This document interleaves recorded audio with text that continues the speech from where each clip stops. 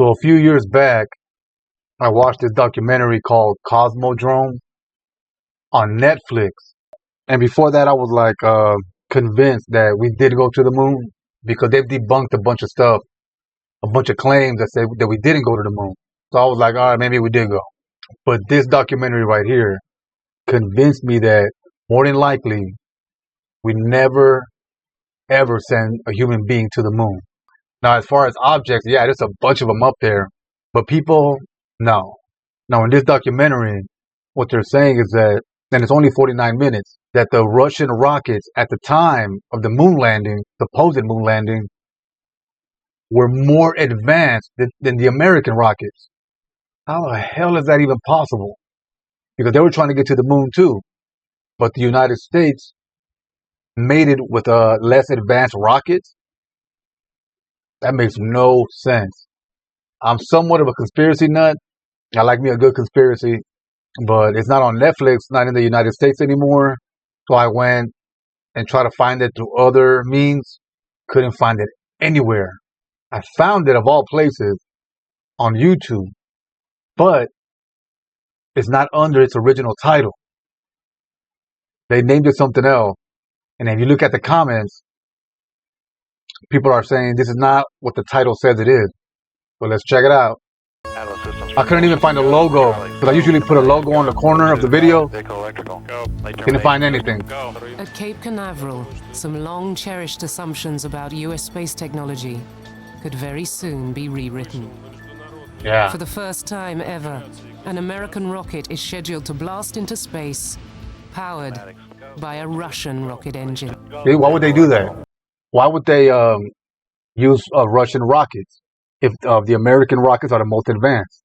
We thought maybe we misunderstood each other. The performance of the engines were probably 10 to 15% higher than what we had in the United States. Go, launcher. Go, see? Go. The engine that came in from the cold. It wasn't called that on Netflix. Behind the doors of this warehouse in a distant part of Russia lie what for 20 years was a closely guarded secret. Yeah. Today regarded as some of the finest in the world, the engines use a unique technology developed by Russia at the height of the space race. You see? A technology so ambitious that Western rocket scientists thought it impossible to master. Man. So they discovered it only because of the fall of the Soviet Union. That's why it was such a big secret. But they were like pretty much abandoned at a warehouse. And they were more advanced than anything the Americans had. Makes no sense. And they haven't made it to the moon? Or at least put a man on the moon? Russians were very secretive at that time. In fact, the United States and Russia were very secretive. The United States was now in a race to the moon. Yeah. In the beginning of the 60s, the Russians were far ahead of us. They had better rocket engines. So with that rocket power, they were able to do lots of things that we were simply unable to do. That's right. It was a wonderful period for them. First man in space, first woman in space, first 3 men in space, first extravehicular activity, first spacecraft to hit the moon. They did all of that first, but they couldn't put a man on the moon. In a lot of respects, they were well ahead of the game, but the reason they were well ahead of the game is because they had actually put all the hardware together and had applied that technology far better than we had. The conquest of far space better than we had. Priority. And if there were explosions on the way, that was something to be learned from. They weren't perfect. Even SpaceX right now, they're always blowing up their rockets. But the sheer challenge of getting a man on the moon was a problem on an altogether different scale from anything they had previously undertaken. Oh yeah. In order not just to get to the moon, but to land on the moon and to bring back an expedition consisting of at least one person, for that you need to put 100 tons into the Earth's orbit. And that means you need to have a rocket which has a starting weight in the region of 2,000 tons. Wow. We decided to go with 5 engines to do that provide that thrust. And in the case of the Russians, they used 30 engines. So they Look at used engines that were about a sixth the thrust level of our Saturn V engines. They would have to close the cycle and find a way of safely channeling the exhaust products from the pre-burner back into the combustion chamber Look to at be that. refired. A potentially explosive process, but one that can boost the lifting power of the rocket by 25%. Come on, man. During routine surgery in January 1966, Karalyov died. The one figure with the authority and vision to galvanize the system behind the goal of beating the Americans had gone. CIA. Standing 35 stories high and weighing the same as 400 double-decker buses, Russia's answer to America's Saturn V presented an awesome sight. We were still affected by the large number of accidents that we had witnessed with our own eyes, pretty much since 1947. Yeah, a lot of people died Vasily in the Mishin Russian had been space appointed program. to take over as chief designer in the wake I mean, of the United States death. had theirs too. In charge of the first unmanned test of the rocket took place in February 1969. February. The United States supposedly landed in Well, when the July, I rocket left think. the launch- Yes, it's taken off. Yes, it hasn't blown up on the spot. This was already a great victory. And then, what happened next has gone down in history. Oh, Все происходило.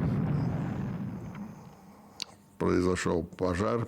it blew up.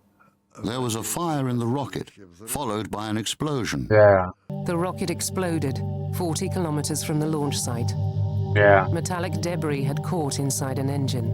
While the debris was still being scraped up from the floor of the Kazakh desert, the race to the moon had come to an end. There you go. The United States made it.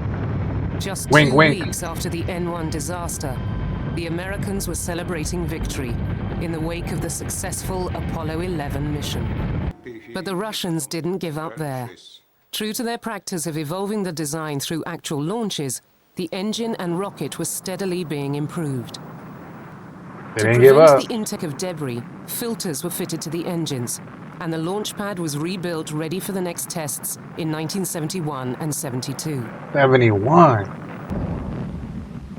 Looks like the Space Shuttle's Challenger that blew up in the 80s. The moon race may have been lost, but by the early 1970s, the proven Russian system of refining through test flights was delivering real improvements in the rocket. A new engine, designated the NK-33, was being finalized, in which the gremlins identified from the launch failures had been ironed out. They kept at it, man. The entire N1 program was cancelled on the orders of the Kremlin, Wow. and Mishin was sacked as chief designer. But I survived. I'm still here. For now. Parts of the rocket were even converted into pigsties. Oh my God. The story of the N1 remained a shameful secret until the early 1990s. There you when, go. with the fall of the Soviet Union, information started to trickle out. Yeah. Visiting American rocket scientists, the first to delve into Russia's achievements in space, was starting to get details of an engine for sale. The engine used a kind of technology very different to what the Americans were familiar with. Yeah. Information was emerging about an engine with unusually high performance specifications. High performing. There you go. Hiding in a warehouse. Haha. It was literally a forest of engines. Wow. A forest. It took his breath away. He saw them and his jaw dropped. There was a forest of engines. He was amazed. But they didn't destroy them. In defiance of the Kremlin's orders, Yeah. the stockpile of NK-33 engines left over from the moon effort had been preserved in a warehouse safe from prying eyes for almost 20 years. Oh, man. That's ballsy, man. When you build a rocket engine, it's just Could've got in a lot of unbelievable trouble. the amount of That skepticism was deepened by the fact that the closed-cycle technology behind the NK-33 was only poorly understood in the United States. There you go.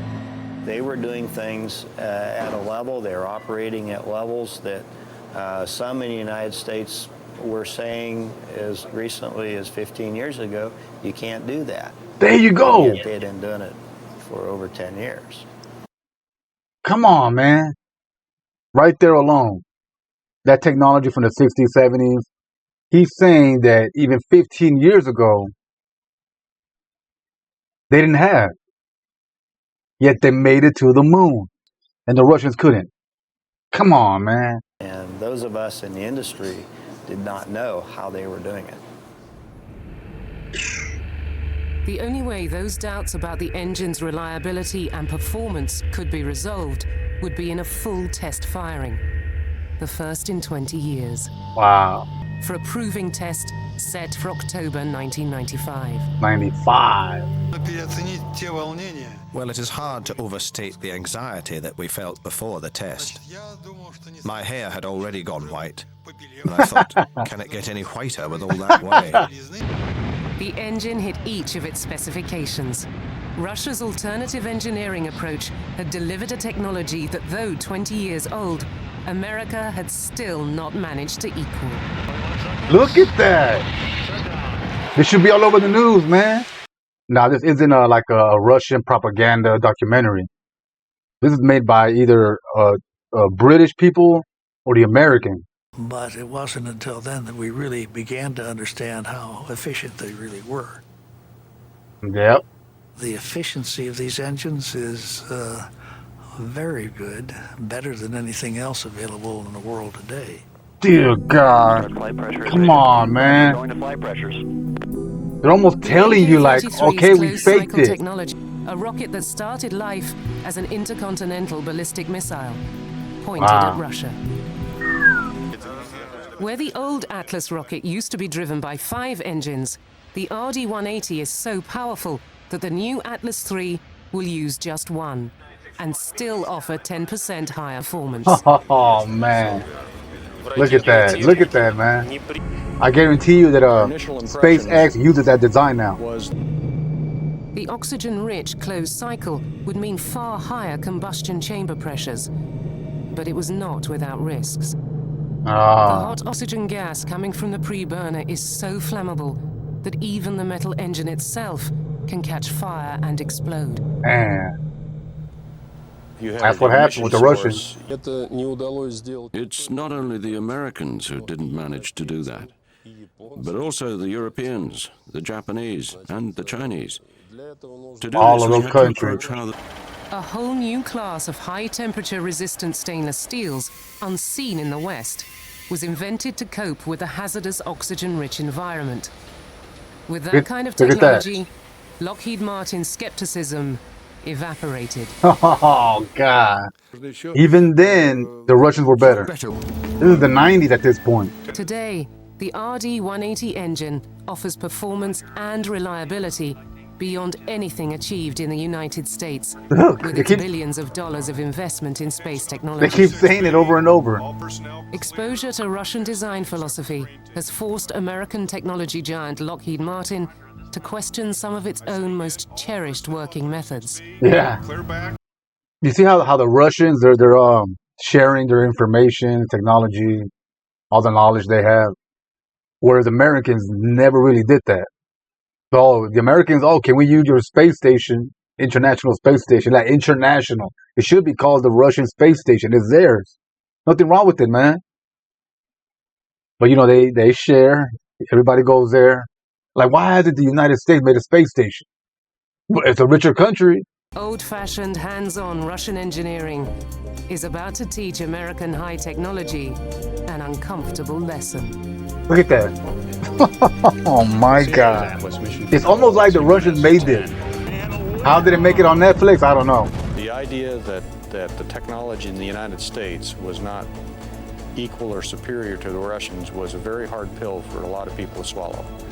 It was very difficult to tell somebody in the government that all this money that they've put into it, really, there was still a technology edge over in Russia over what we had here. My God. Jesus. This convinced me, man. This documentary convinced me. And everything continues to look normal on the engine. Nobody had debunked it. Steady at 87% thrust. All right, so that's it. This really convinced me that we never sent a human being to the moon. Now, as far as all the other conspiracies about, the flag waving, no, those are all debunked. Yeah, the shadows and all that. I'm more interested in the ones they have no answer to at all, because they can't. Like, what is the trajectory? Like, what happened to the original footage of the moon landing? Because the footage that we know of was recorded off of a wall or some kind of projector. The lost trajectory data, the telemetry tapes. Like, how do you lose that? Like, the Russians were able to keep their engine safe and intact. But in the United States, they just disappeared. So yeah, there's a few of them that they really have no answer for. So until they debunk those and this one, I'm not convinced we landed on the moon. Well, I'm not convinced that a man ever set foot on the moon. All right, man. Let me know what you think. Catch you on the next one.